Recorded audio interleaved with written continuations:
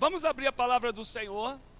Nós estamos no terceiro e penúltimo sermão sobre a nossa série de mensagens Eu Sou um Grande Hipócrita.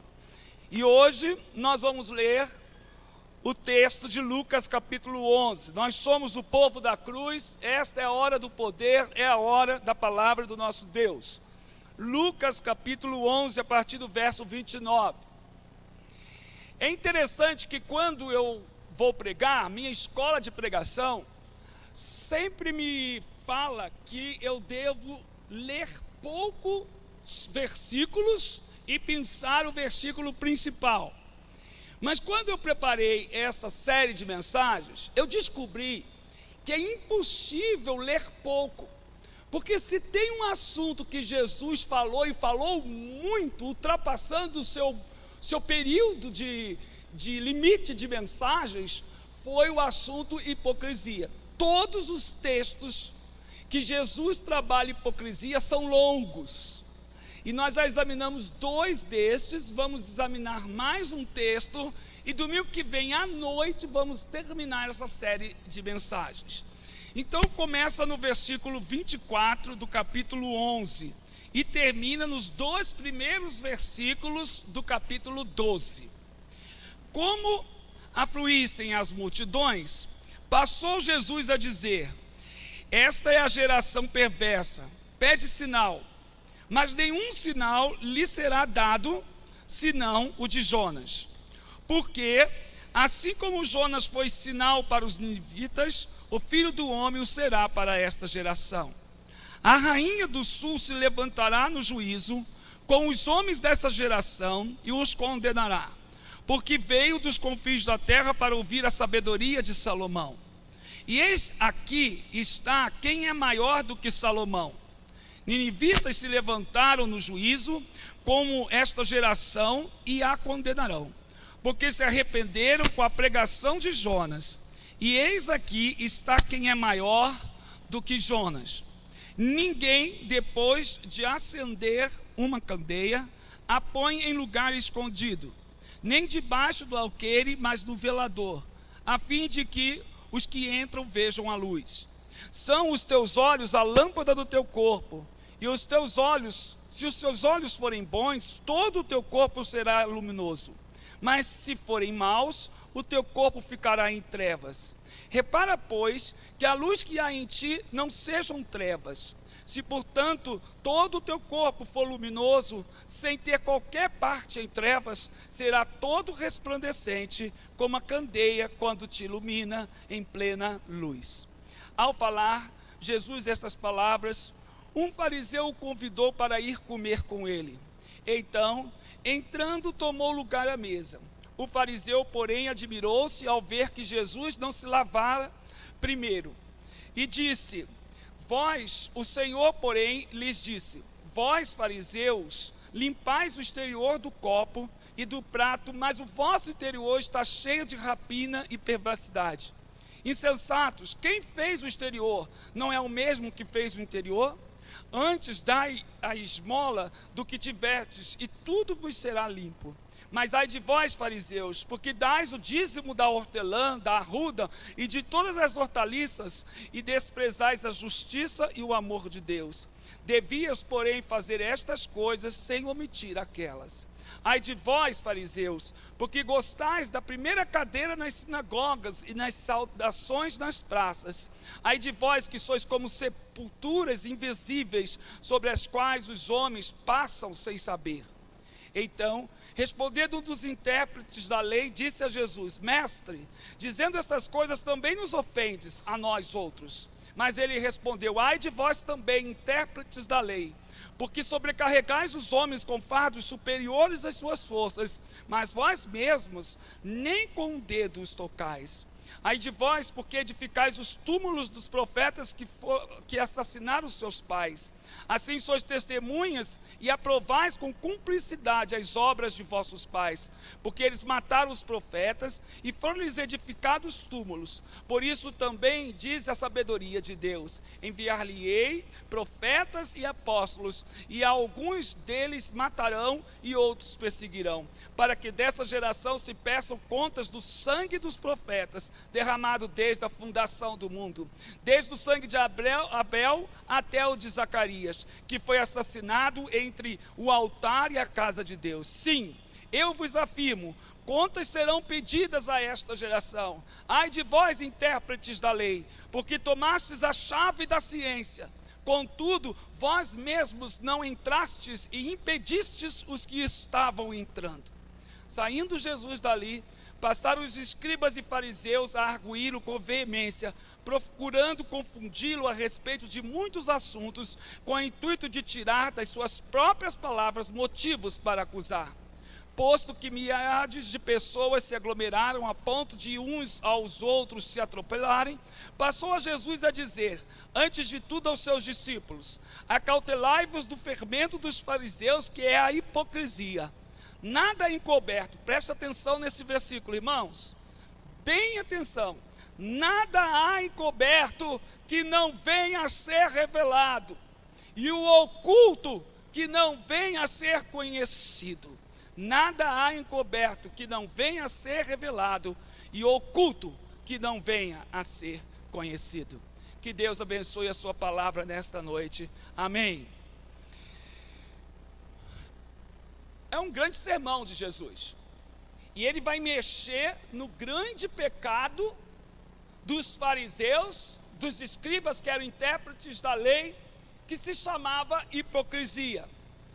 E Jesus sabia que havia hipocrisia ao seu redor. Diga-se por passagem que Judas era um discípulo hipócrita, porque não se arrependeu e sempre agia com Jesus como uma pessoa que o amava, e na verdade não era tanto amor que ele sentia, a não ser o desejo de querer que Jesus fosse o rei que tirasse o seu povo das égides do povo romano. Portanto, Jesus conhecia de perto a hipocrisia. E Jesus sabia que quanto mais pessoas estavam ao seu redor, mais pessoas também eram hipócritas. Porque a hipocrisia cresce aonde se tem muitas pessoas, porque as pessoas trazem a hipocrisia dentro do seu coração. Uma das coisas que, quando Deus me deu essa mensagem, que eu falei para o Senhor, foi o seguinte: que bom que o Senhor me deu a mensagem sobre a hipocrisia, porque eu vou falar para a igreja mesmo, quem é hipócrita vai se arrepender. Aí o Espírito Santo falou para mim o seguinte: não, eu quero começar a trabalhar com você, porque você também é hipócrita. Então é uma mensagem que tem tocado muito ao meu coração, porque muitas vezes nós olhamos para os fariseus, os escribas e pessoas hipócritas na Bíblia, e nós dizemos: como é que isso pode acontecer com pessoas que andam ao lado de Jesus e que viram em loco os milagres de Jesus, as palavras proferidas, ouviram da boca de Jesus? Como pode isso acontecer? E eu lhes pergunto nesta noite: como pode isso acontecer conosco, que temos uma vida de intimidade com o Senhor, que conhecemos o Senhor? Como pode muitas vezes a gente dizer uma coisa e agir de outra maneira? Como pode muitas vezes nós colocarmos máscaras da nossa vida e disfarçarmos e deixarmos de sermos cristãos autênticos para sermos hipócritas no nosso dia a dia? Então, antes de acusarmos outras pessoas, antes de apontarmos o erro e dizermos que essas pessoas são hipócritas, que tal nós olharmos para nós mesmos e percebemos aquilo que realmente estamos fazendo que não condiz com a nossa fé, coisas que estamos fazendo que realmente nos tornam hipócritas, pessoas de duas faces e que destoam da suprema vontade de Deus. Então, nesta noite, neste texto que nós lemos, eu descobri 4 aspectos negativos da hipocrisia, para que nós possamos analisar na nossa vida. E a gente, perguntando sobre esses aspectos, se tivermos um deles, ou os 4, possamos nos arrepender, porque Deus ama aquele pecador que se arrepende. O que Deus odeia é quando o nosso pecado não é confessado diante de Deus. Eu me pergunto, por que Davi foi um homem segundo o coração de Deus? Ele pecou, ele errou. Ele conhecia a palavra, ele podia ser apedrejado, ele podia ser morto, mas ele era um homem segundo o coração de Deus, porque na hora do confronto, ele se arrependia, e ele buscava o Senhor em arrependimento. Quando você se arrepende, o Senhor lhe abençoa. Quando você se arrepende, o medo sai da sua vida. Quando você se arrepende, coisas novas começam a acontecer na sua história de vida. O primeiro aspecto da hipocrisia é que a hipocrisia demonstra falta de fé. E isso está no versículo 29 ao versículo 32 que nós lemos. Aquela multidão seguia Jesus e com seus lábios diziam que criam em Jesus. Mas na verdade, Jesus disse que elas pediam um sinal.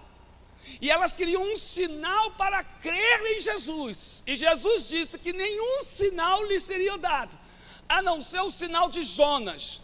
Qual era o sinal de Jonas? Ele foi para o ventre do peixe, e no terceiro dia, então, ele saiu do ventre do peixe. E então, ele está falando sobre a morte, a crucificação, a morte e a ressurreição. Jesus disse: vocês não têm fé, vocês são perversos, vocês não conseguem admitir que vocês são pecadores, que não confiam naquilo que eu estou falando. Ao contrário, os seus lábios dizem que confiam em mim, no entanto vocês querem sinais para crerem. E Jesus, sabendo disso, ele diz: eu não vou dar sinal nenhum. Se depender do meu sinal para que vocês creem, vocês não vão crer, a não ser o sinal que o meu Pai me autorizou dar: minha morte, minha crucificação, minha morte e a ressurreição no terceiro dia, como aconteceu de fato. Meus irmãos, a hipocrisia nos torna pessoas sem fé. Uma das coisas que me impressiona são crentes que sempre estão dizendo que estão fazendo prova com Deus. Fazer prova com Deus é sinal de imaturidade muitas vezes, na maioria das vezes. Algum tempo atrás eu recebi uma pessoa que disse: eu faço sinal mesmo, Gideão fez, eu faço. Mas Gideão era imaturo quando fez sinal.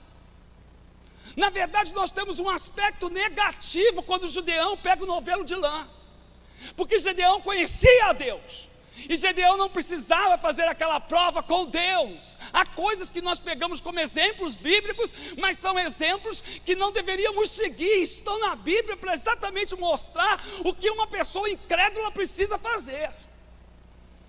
Mas eu tenho percebido que muitas vezes crentes, como a gente que professam que Deus pode todas as coisas, que Deus pode fazer o que Ele quer, na hora que Ele quer, que a soberania de Deus está sobre a nossa vida, nós falamos isso, mas quando vem os problemas, as dificuldades, nós somos tais como os escribas e como os fariseus. Proferimos uma coisa, mas vivemos como se a fé não fosse algo presente no nosso caminhar, e temos que fazer provas.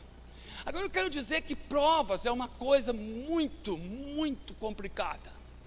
Eu não estou pregando que você não deva fazer, mas o que eu estou pregando é que quando você precisa de uma prova para crer que o Senhor está agindo, o teu crer já não é fé, é algo, qualquer outra coisa menos fé, porque a fé é a prova daquilo que nós ainda não vimos, que ainda não pedimos, mas não conseguimos ver, mas nós cremos que aquilo está presente já no nosso viver. E se eu peço uma prova, é como se eu estivesse colocando Deus em xeque. E se eu peço uma prova, é como se eu estivesse colocando Deus à prova. E é muito complicado colocar Deus à prova, não é verdade? E também um outro aspecto, que é porque a prova nasce no meio da incredulidade, Satanás pode entrar nessa incredulidade. Então muitas vezes a pessoa diz: se for da tua vontade, Senhor, me mudar de Águas Claras para Taguatinga, que um corretor me ligue até o final da semana, e isto vai ser a prova de que o Senhor quer que eu me mude. O diabo está escutando. E o diabo tem poder ou não tem poder de tocar num dos filhos dele para ligar para você? Claro que tem. O diabo ouviu, ele pode agir. E muitos crentes estão dando com os burros na água, desculpe essa expressão, mas é exatamente aquela expressão que eu acho que expressa exatamente o que eu quero dizer. Porque estão achando que Deus respondeu à prova e seguiram não a voz de Deus, mas seguiram a voz do diabo. Porque o diabo também abre portas, porque o diabo também fecha portas, porque também o diabo faz muita coisa para iludir o crente. Ele se faz como anjo de luz para passar como Jesus. Se você for num centro espírita, lá eles vão receber o anjo de luz, Jesus. Por isso que é difícil evangelizar um espírita, porque ele crê que Jesus está presente, ele vê Jesus, mas ali é o disfarce de Satanás. Claro, ele não vai aparecer com chifre, ele não vai aparecer com tridente, ele não vai aparecer queimando, ele vai aparecer de maneira tão linda que possa iludir a tua vida. Então a hipocrisia, quando a gente fala uma coisa e a gente age de maneira contrária na nossa fé, quando a gente diz, eu creio que o Senhor pode transportar montanhas, e na prática a gente precisa fazer provas, pedir provas. Nós devemos tomar cuidado e devemos pedir ao Senhor para que a gente seja crente autêntico. Alguém já me perguntou quantas vezes a gente tem que pedir pelo mesmo pedido. Eu falo, quantas vezes você não crê que o Senhor ouviu? Quantas vezes você não crê que o Senhor ouviu? Se eu pedir uma vez, eu posso repetir, mas eu posso repetir este pedido com a consciência de que eu estou repetindo por necessidade minha. Mas o Senhor já ouviu, o Senhor está trabalhando, o Senhor está fazendo o seu trabalho poderoso para na hora certa derramar a chuva que nós precisamos em nossa vida. Um crente autêntico é um crente que não duvida de Deus. Um crente autêntico é um crente que vem numa reunião de oração ou em casa, pede oração, e ele se ajoelha e ele crê, sem prova alguma, que o poder de Deus está sendo manifestado, não conforme a sua vontade, mas a vontade do próprio Deus. Não precisa pedir sinais como o de Jonas, ainda que Deus no final possa dar, mas os sinais são da parte do Senhor. Você tem andado por sinais? Me lembro de uma história engraçada de um rapaz que queria casar-se, e tinha muitas moças, né, ao redor, e ele fez uma oração com muita fé, e ele disse assim, fechou os olhos, antes de fechar, ele falou, Senhor, a primeira moça que passar na minha frente, depois que eu orar, essa será a minha esposa. E ele com fé, né, segundo ele, fechou os olhos, e falou, Senhor Deus poderoso, eu quero me casar com uma princesa do teu reino. Ao abrir os olhos, dá-me um sinal de que esta é a minha escolhida. Quando ele abriu os olhos, era a moça mais feia da igreja, que ninguém quer namorar. Ele olhou bem, fechou os olhos e falou, Senhor, eu não estou brincando não, hein?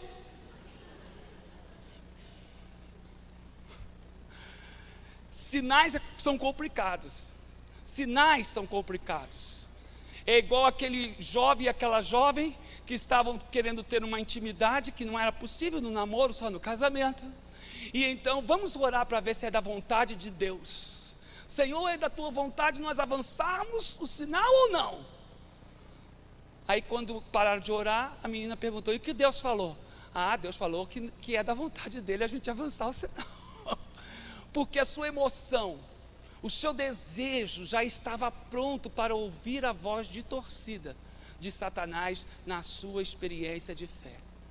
Então o primeiro ponto é esse, uma pessoa hipócrita, ela é capaz de cantar hinos de fé, ela é capaz de vivenciar uma voz de fé, mas quando o problema acontece com ela surta, ela não tem condições de vivenciar a sua fé. Como que você está na sua fé? Você crê realmente que Deus está trabalhando? Você crê que o Senhor está fazendo milagres na sua vida? Ou você precisa pedir sinais ao Senhor para depois crer? Bem-aventurados são os que não são Tomé, bem-aventurados são os que não viram e creram. Amém?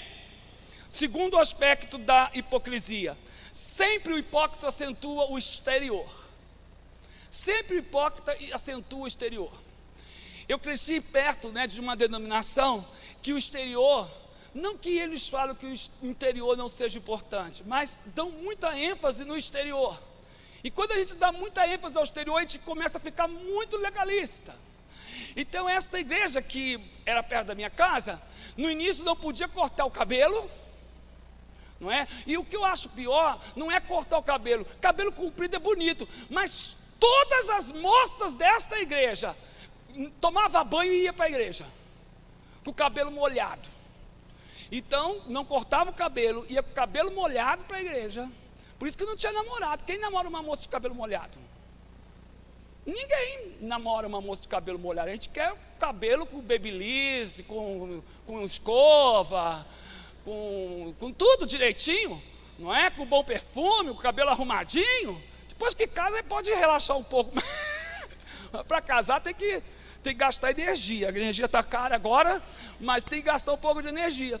Então, cabelo, não podia usar brinco, não podia usar anel, não podia usar. A mulher era igual um bicho, não podia fazer depilação, certo? Não podia nada disso. O homem podia quase tudo. Elegante, sapato, eles gostavam e ainda gostam, né, de sapato vitrificado, aquele sapato invernizado, gravata bem chamativa, né? Eu aprendi no seminário que a gravata não deve chamar a atenção mais do que o pregador. Mas nessa denominação, a gravata chama mais atenção do que qualquer pessoa. Cabelo arrumadinho, tudo bonitão. E a mulher, uma coisa do lado dele, não é? E o que eu percebia era o seguinte: passou-se um tempo, a igreja se modernizou. Então agora a mulher do pastor pintou o cabelo. Então agora as mulheres podiam pintar o cabelo. Depois a mulher do pastor colocou brincos, mas não anel. Então as mulheres podiam colocar brinco pequeno, porque grande era Jezabel. Não podia pintar a unha. Depois pintou a unha e hoje pode tudo, não é? Então a hipocrisia, ela acentua o exterior. O texto, no versículo 37 em diante, ele vai dizer que Jesus foi convidado para uma refeição. E o anfitrião, na hora que Jesus senta, ele fala assim: ué, você não lavou as suas mãos? Jesus já tinha lavado, com certeza, porque era judeu. Mas de manhã eu expliquei isso, a tradição dos anciãos, e além do que a palavra de Deus dizia. A palavra de Deus dizia que devia lavar a mão direita, dos anciãos que devia lavar a mão direita, voltada para cima, as duas mãos voltadas para baixo, e depois os dois cotovelos juntos. Então eles fizeram uma lei para cercar a lei, para que tivesse certeza que iria se cumprir. Mas essa lei era dos anciãos e não de Deus.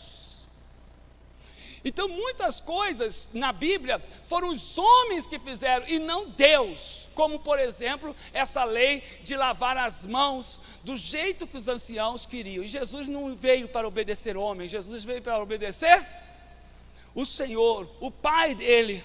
E então os fariseus, eles gostam do exterior, eles não se importavam com o interior, com o coração. E Jesus vai trabalhar no versículo 39 dizendo: vocês são hipócritas, porque vocês limpam o exterior do copo, mas dentro do copo há sujeira e muita sujeira. Eu posso pecar aqui no que eu vou falar o que eu acho certo, tá? Se alguém faz o contrário, pode me desculpar, tá? Mas eu vou falar na massa. Eu aprendi o seguinte: você, quando compra uma casa e você vai reformar a casa, primeiro você reforma do lado interno. Você reforma de dentro para fora. Eu aprendi assim. Por quê? Porque a gente não quer que a pessoa ache que a casa está linda por fora e quando entra, ela está completamente torta, não é? Então eu sempre tive isso em mente. Se você vai reformar alguma coisa, você começa do interior. As grandes reformas da nossa vida do interior. Por quê? Porque o interior é mais importante, porque é ali que nós vamos estar com os filhos, é ali que a gente vai dormir. A aparência é o lado de fora. A gente constrói a casa e bota a casa bonita para o lado de fora, para que as pessoas possam ver.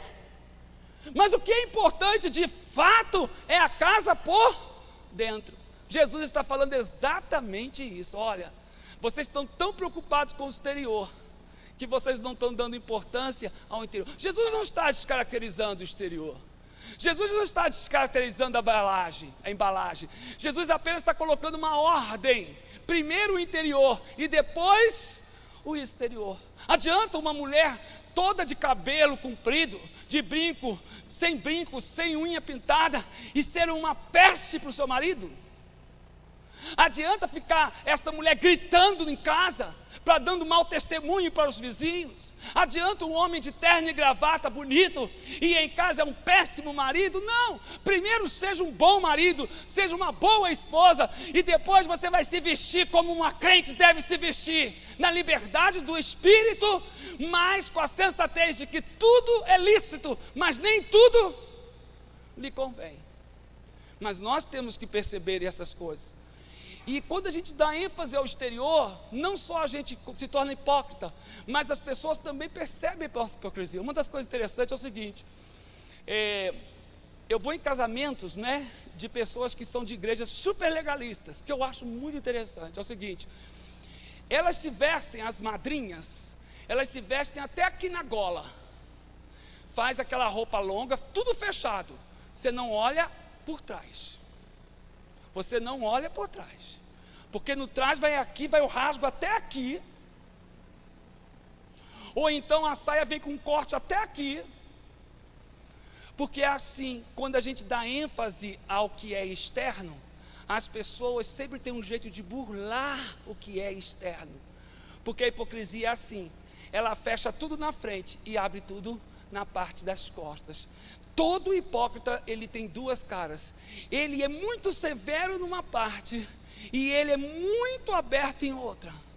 Um psicólogo deu uma definição que pode ser um escândalo para os irmãos, mas eu assino embaixo. Diz assim: por trás de um obsceno irrealizado, por trás de um hipócrita, sempre há, não é, um pecado, uma doença, alguma coisa que a pessoa gostaria de fazer e não faz. Então a melhor coisa é a gente não viver de aparência, é a gente viver por aquilo que a gente é, com a nossa fé. Se estamos fracos, vamos falar que estamos fracos, não vamos dar uma de fortes, porque isso é hipocrisia. Se estamos fortes, não vamos dizer que estamos fracos, vamos aceitar a porção do Senhor diariamente, e vamos lutar para que o que mande na nossa vida seja o nosso coração aos pés de Jesus, porque no final de tudo, é isso que vale a pena. A terceira coisa que eu vi nesse texto é que hipócritas são facilmente ofendidos. Quando você vê uma pessoa com muita nhenhenhê, ai, eu fui ofendido, ai, eu não posso com ninguém, ai, fulano me magoou, essa pessoa você pode escrever que é hipócrita. Entendeu? Porque o hipócrita tem essa característica. Quando Jesus disse isso para os fariseus, na hora eles se ressentiram, na hora eles ficaram cheios de coisa. Ao invés de se arrependerem, eles ficaram ofendidos. Hipócrita é assim, ele não gosta de ouvir a verdade. Se você falar a verdade, ele vai ficar ofendido e vai querer te catar lá na frente, como os saduceus, escribas e fariseus sempre fizeram com Jesus. Esta é uma característica importante. Os advogados, né, uma outra tradução diz que os advogados tomaram a causa daqueles fariseus e disse: olha, o que você falou é muito sério, nós estamos muito chateados, isso foi uma ofensa para a gente. Ao invés de falar, nós nos arrependemos realmente. Olha, irmãos, se o pastor da igreja for falar a verdade para os membros que precisam ouvir a verdade, ele não fica na igreja nem um minuto, ele acaba na cruz. Hoje em dia nós estamos vivendo tempos em que as pessoas querem ouvir mentiras. Elas querem ouvir aquilo que elas querem ouvir. Elas não querem ouvir coisas que precisam ouvir. Por exemplo, muitas vezes o filho sai da igreja e a pessoa vem e coloca a culpa na igreja, sai para o mundo, né? E coloca a culpa na igreja. E às vezes quando a gente senta com este pai e com essa mãe, a nossa vontade de falar é assim: você foi culpado, você nunca trouxe ele na igreja. Quando era adolescente você não trazia, quando era junior você não trazia, agora quando é jovem ele não quer saber de igreja. Então não coloque a culpa na igreja, assuma a sua responsabilidade, não seja hipócrita. Mas se você falar isso, a reação desse pai, a reação dessa pessoa será igual dos advogados de Jesus. Não vai ser arrependimento, deveria ser realmente o Senhor está falando comigo, eu sou culpado, me perdoa, Senhor, e me dá uma segunda chance de caminhar meu filho na tua casa. Mas a rebeldia e o não me toque vão tomar conta da vida dessa pessoa, e uma pessoa ofendida é uma pessoa que não pode ser trabalhada pelo mover de Deus na sua vida. E por último, a hipocrisia configura em pesos desnecessários. Jesus no versículo 46 diz: ai de vocês também, porque sobrecarregam os homens com fardos que dificilmente eles podem carregar, e vocês mesmos não levantam nenhum dedo para ajudá-los. Eu vou dizer uma coisa aqui que eu tenho percebido em algumas igrejas no Brasil. A porta do céu é estreita, não é? Concorda comigo? Não precisa concordar comigo, precisa concordar com a palavra. A porta dos céus é estreita. Mas há algumas igrejas que tornam essa porta mais estreita ainda, com o seu jugo, com o seu peso, com as suas coisas. O que eu vou falar aqui não é para incentivar, porque eu não gosto. Mas eu tive na igreja uma vez um rapaz de boné, não nesta igreja, uma das igrejas que eu passei, de boné. E então os diáconos fizeram uma reunião, porque essa pessoa vinha de boné na igreja. E aí eu me reuni com os diáconos todos, tinha 25 diáconos, me parece. Reuni com todos eles, e todos eles falando do boné, do boné, do boné. Mas o pai do menino era um dos diáconos. E então eu virei para ele e disse o seguinte: irmão, olha, nós estamos discutindo aqui, mas o irmão é o pai. Diante de Deus, o irmão é responsável. O irmão viu o que a liderança está falando? A liderança não quer que o seu filho venha de boné na igreja. Ele virou para mim e falou assim: eu não aguento meu filho não, ele faz o que ele quer. Se não for o senhor e essa igreja para dar jeito, a igreja não é para dar jeito. A igreja não é pai e mãe de ninguém. Pastor, se for dar jeito, vai ser problema. Por que vai ser problema? Acompanhe o meu raciocínio. Se eu fosse maturo naquele momento, eu ia chamar o menino e ia falar assim: olha, eu como pastor não aceito teu boné, o corpo diaconal não. Aí ele ia sair da igreja, correto? De rebeldia. Aí aquele pai lá na frente, diácono, iria fazer uma reunião do corpo diaconal para dizer que o pastor colocou o seu filho no mundo. Entendeu como é que as coisas funcionam? Então há muita de hipocrisia na igreja. Há muita hipocrisia. E meu pensamento é o seguinte: se você não valorizar o boné na cabeça do jovem, o boné vai sair. Se você implicar, o boné vai continuar. Eu acho que, eu não sou contra boné. Até se eu pudesse, eu botava o boné, que eu tenho problema com a minha careca. Mas fica, né, chato o pastor de boné aqui na frente. Mas quando eu não estou na igreja, eu estou de boné. Eu até tenho que achar um negócio igual, um chapéu igual o irmão Ezequias, que coloca, que eu falo que é chapéu de judeu, não é? Eu não tenho problema, só que eu acho que cada lugar pede uma roupa especial. Quando a gente está numa festa é uma roupa, quando a gente está na igreja é outra. Mas a gente precisa trabalhar a nossa juventude, trabalhar nisso tudo. Uma irmã que era contra tatuagem na igreja, falava de tatuagem na igreja, também sou. Não é? Mas falava. Um dia, a filha dela, que tinha tatuado, falou para mim: pastor, a minha mãe falava, ela fez uma tatuagem. A mãe falou: não, mas eu fiz, mas essa não sou contra, está bem escondida aqui no tornozelo. Ninguém faz tatuagem para ficar escondido. Entendeu? Hipócrita, causava maior problema na igreja. Mas ela, quando pôde, arranjou um jeito de fazer uma tatuagem. Então, muitas vezes, há muito julgamento na casa do Senhor por aquilo que não está na palavra de Deus.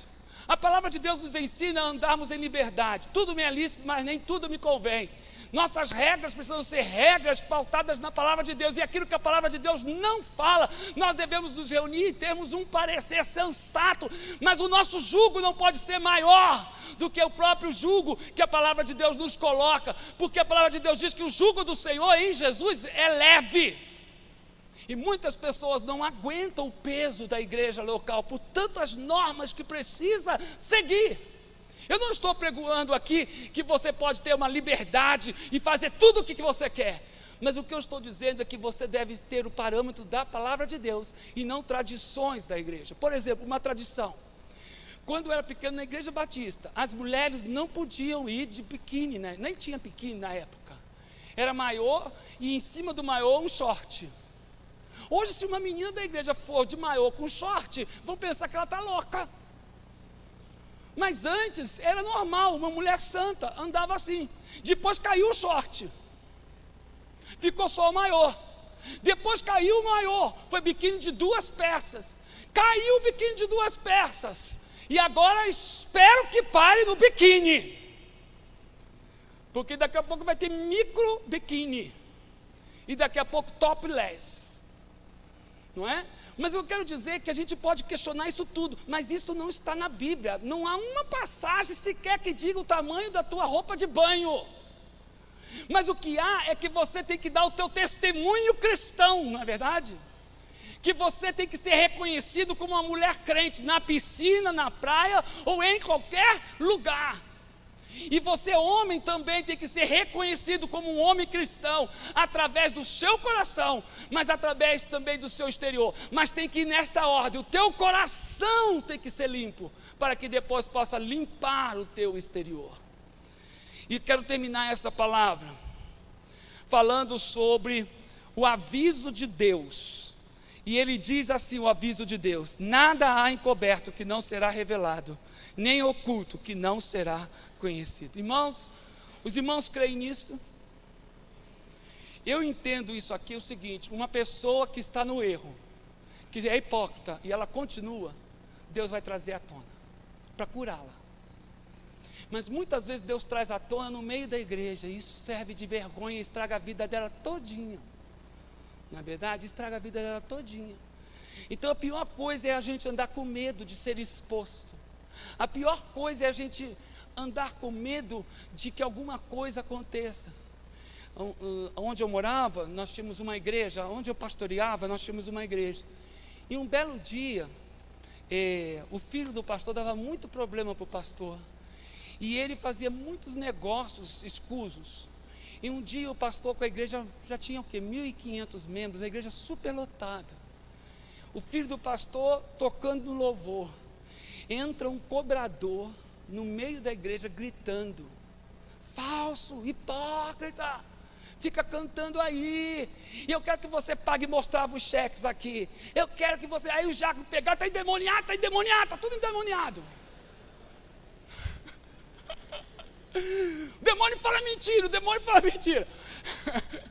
E levaram o homem. Mas foi um escândalo para aquele pai e para aquele jovem também. Então, quando a gente não se arrepende, o que está encoberto será descoberto. E esse é um julgamento muito sério para cada um de nós. Queira nós, né, que nós possamos, queira Deus, que nós possamos realmente pedir perdão pelos nossos pecados. Porque uma vez perdoado, o Senhor lança os nossos pecados no fundo do mar. Ele esquece dos nossos pecados, e nem Satanás tem coragem de trazê-los à tona, não é? Mas vamos andar na luz. Se os teus olhos refletem a luz, o teu coração, é porque o teu coração está iluminado. E aí você pode andar na luz. A melhor coisa é a gente andar na luz. A melhor coisa é a gente não temer nada na vida, a gente não ser hipócrita, pelo menos naquilo que a gente pode, né, entender sobre o nosso universo, que a gente possa ser original, porque assim o Senhor nos honrará e o Senhor nos levantará no seu julgamento como exemplo para outros fiéis, e não para nos julgar, para nos deixar passar vergonha na frente de todas as pessoas que nós amamos. Alguém já disse que a gente leva muitos anos para construir, mas basta 1 segundo para destruir tudo, não é? Então vamos colocar a nossa vida em ordem, porque na casa de Deus, Deus aceita hipócritas, mas hipócritas que se arrependem e que querem ser pessoas verdadeiras. Que Deus nos abençoe, amém? Vamos ficar em pé, o piano vai estar sendo tocado e vamos orar. Talvez para você esta mensagem não tenha grande valor, porque você tem buscado fazer a vontade de Deus na sua vida. Mas eu quero dizer que quando Deus fala, é porque Deus quer trazer à nossa mente os valores da sua palavra. Então a tua oração nesta hora deve ser: Senhor, não me deixe ser hipócrita. trabalhe na minha vida e no meu coração, para que eu seja uma pessoa de fé, uma pessoa que dá prioridade ao interior, uma pessoa que não é julgadora, uma pessoa que tem prazer em fazer a tua vontade. Talvez nós tenhamos pessoas aqui que são uma coisa no trabalho, aqui na igreja, e são outra quando ninguém está olhando. Mas eu quero dizer que os olhos do Senhor são como chamas de fogo. Ninguém pode se esconder do Senhor. Se você descer ao abismo, ali o Senhor está. Nos teus erros e nos teus acertos, Deus ali está. Não seja hipócrita e faça uma oração: Senhor, me perdoa, eu me arrependo, Senhor. Cancela o teu juízo sobre a minha vida, pelo teu perdão, pelo teu sangue sobre a minha vida. Senhor, nosso Deus e nosso Pai, louvado seja o teu nome, porque Jesus não teve medo de confrontar os hipócritas da sua época.